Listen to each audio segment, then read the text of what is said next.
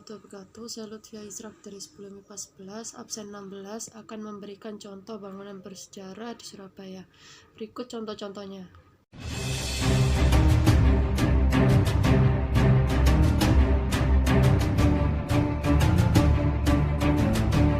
Mengingat Hari Pahlawan pada 10 November tentunya tak lepas dari kota Surabaya yang disebut sebagai Kota Pahlawan. Pertempuran melawan tentara asing pada 1945 meninggalkan banyak cerita dan tempat bersejarah di kota ini. Berikut adalah 5 tempat bersejarah di Surabaya yang menjadi saksi perjuangan para pahlawan Indonesia.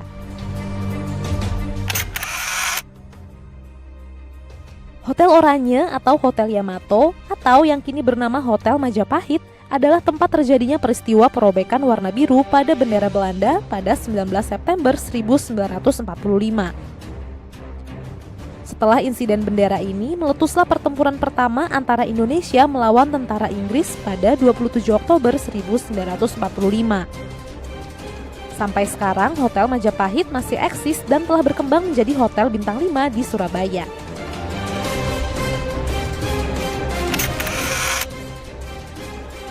Jembatan merah yang terletak di atas Sungai Kalimas ini memiliki nilai sejarah sangat penting.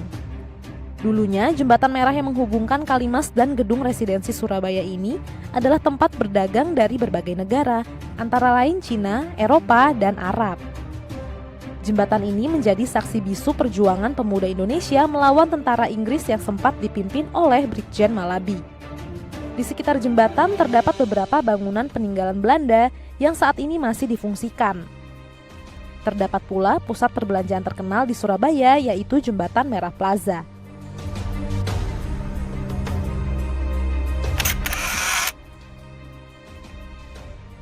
Banyak yang mengira bahwa pemimpin tentara Inggris, Brigjen Malabi, tewas di Jembatan Merah.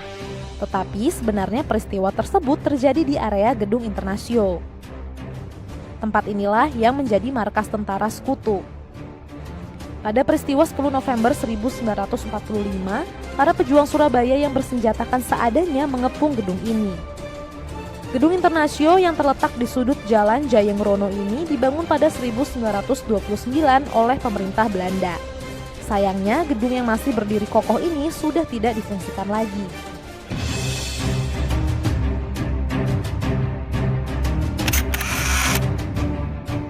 Gedung Bank Mandiri yang berlokasi di Jalan Pahlawan ini dulunya adalah gedung milik perusahaan dagang Belanda yang bernama Lindetewe Stokvis dan dibangun pada 1911. Ketika penjajahan Belanda berakhir, gedung ini digunakan tentara Jepang untuk menyimpan senjata.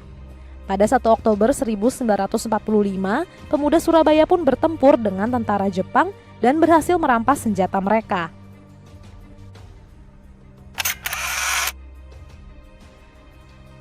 Tugu Pahlawan merupakan salah satu ikon kota Surabaya yang diresmikan pada 1952 oleh Presiden Soekarno. Didirikan di tengah Taman Kebonrejo, tepat di seberang kantor gubernur, tugu ini berdiri untuk mengenang pertempuran 10 November 1945 yang menewaskan banyak pejuang. Di dekat tugu ini terdapat piramida kaca yang di bawahnya terdapat museum. Museum ini berisi patung peraga dan ukiran yang menggambarkan peristiwa 10 November 1945.